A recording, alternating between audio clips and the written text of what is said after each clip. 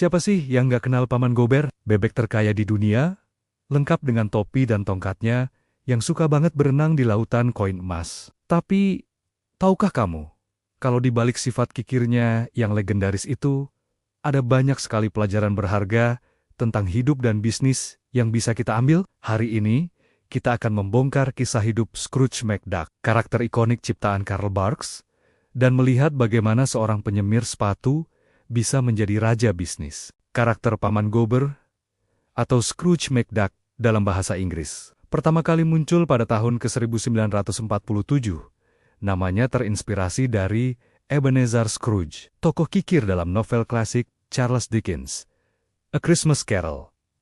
Namun, kisah hidup Paman Gober jauh lebih kompleks dan penuh petualangan. Komikus legendaris Don Rosa bahkan membuat seri komik khusus berjudul The Life and Times of Scrooge McDuck yang menceritakan perjalanannya dari nol hingga menjadi miliarder. Menurut cerita Don Rosa, Gober lahir di Glasgow, Skotlandia pada tahun 1867 dari keluarga bangsawan yang jatuh miskin. Di usianya yang baru 10 tahun, dia sudah harus bekerja sebagai penyemir sepatu di jalanan. Disinilah momen paling krusial dalam hidupnya terjadi. Suatu hari, seorang pelanggan bernama Bert membayarnya dengan sebuah koin. Tapi ternyata, itu bukan koin Skotlandia, melainkan koin dolar Amerika yang tidak laku di sana. Gober muda merasa tertipu dan sangat kesal. Namun, alih-alih membuang koin tak berharga itu, dia menyimpannya. Koin itulah yang kemudian dikenal sebagai keping keberuntungan atau The Lucky Dime.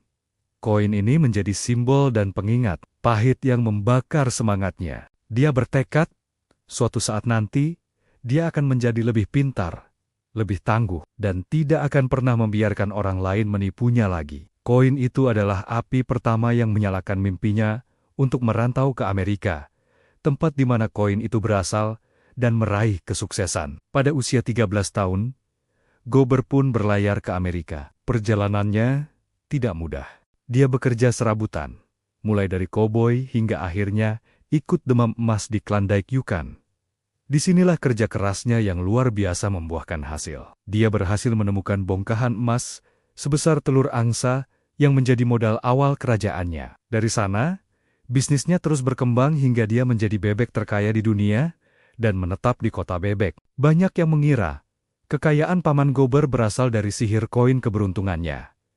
Gober sendiri sangat meyakini hal itu. Dia selalu merasa, selama koin itu ada padanya, bisnisnya lancar dan uang terus mengalir. Sebaliknya, jika koin itu hilang atau dicuri, dia akan sial. Inilah yang membuat musuh bebuyutannya, penyihir Mimi Hitam atau Magica the Spell, terobsesi untuk mencuri koin itu. Mimi Hitam percaya koin itu punya kekuatan sihir untuk mengubah apapun menjadi emas. Dalam berbagai episode komik, Mimi Hitam mencoba segala cara, bahkan menggunakan mesin waktu untuk kembali ke masa lalu, dan merebut koin itu dari Gober muda. Namun, apa yang terjadi saat dia berhasil mendapatkannya? Tidak ada. Koin itu sama sekali tidak punya kekuatan sihir. Penulis komik Don Rosa secara tegas mengklarifikasi bahwa keping keberuntungan itu bukanlah jimat. Semua kekuatan yang Gober pikir berasal dari koin itu hanyalah sugesti di dalam pikirannya. Memang, ada satu momen di mana koin itu menyelamatkannya. Saat diculik oleh gerombolan si Brat, Gober menggunakan pinggiran koin yang sudah tua dan tajam untuk memotong tali yang mengikatnya. Tapi itu bukan sihir.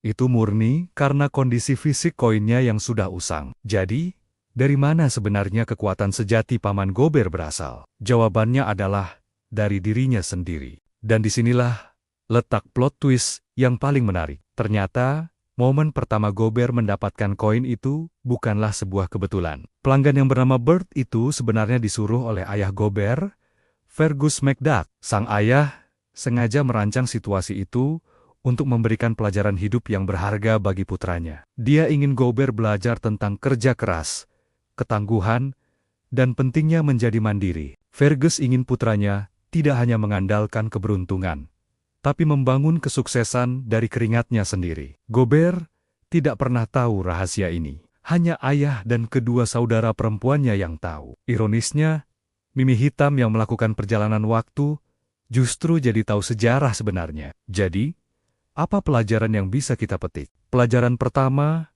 adalah kekuatan motivasi dari sebuah kegagalan. Koin yang Gober anggap sebagai penipuan justru menjadi bahan bakar terbesarnya. Dia mengubah rasa sakit dan kekecewaan menjadi energi untuk membuktikan bahwa dia bisa sukses. Ini mengajarkan kita bahwa kegagalan bukanlah akhir, melainkan awal dari sebuah tekad yang lebih kuat. Pelajaran kedua, jangan pernah meremehkan kerja keras. Gober tidak menjadi kaya dalam semalam. Dia bekerja sebagai penyemir sepatu, koboi, penambang, dan melakukan berbagai pekerjaan kasar lainnya. Dia rela menghadapi bahaya dan rintangan demi mencapai tujuannya. Tidak ada jalan pintas menuju kesuksesan sejati. Kisahnya adalah bukti nyata bahwa kegigihan dan kerja keras adalah modal utama. Pelajaran ketiga, pentingnya pola pikir. Gober percaya koinnya membawa keberuntungan, dan keyakinan itu memberinya kepercayaan diri untuk mengambil risiko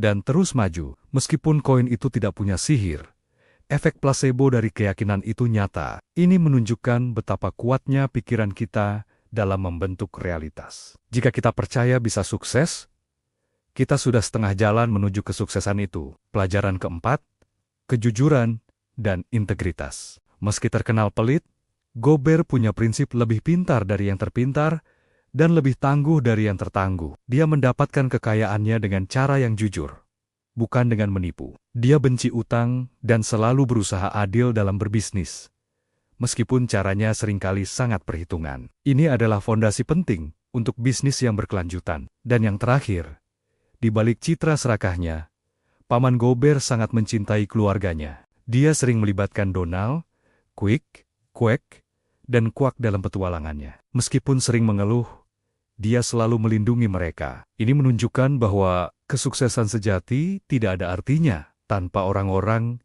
yang kita sayangi. Harta terbesar bukanlah emas di gudang uang, melainkan hubungan yang kita bangun. Jadi, Paman Gober lebih dari sekadar bebek kikir yang lucu. Dia adalah simbol dari semangat wirausaha, ketangguhan dalam menghadapi kesulitan, dan kekuatan dari sebuah tekad. Kisahnya mengajarkan kita bahwa kekayaan sejati tidak datang dari jimat atau keberuntungan, melainkan dari kerja keras, kecerdasan, dan hati yang teguh pada prinsip. Mungkin sudah saatnya kita melihat sosok Paman Gober bukan hanya sebagai hiburan, tapi juga sebagai sumber inspirasi dalam perjalanan kita sendiri menuju kesuksesan. Terima kasih sudah menonton. Apa pelajaran favoritmu dari Paman Gober?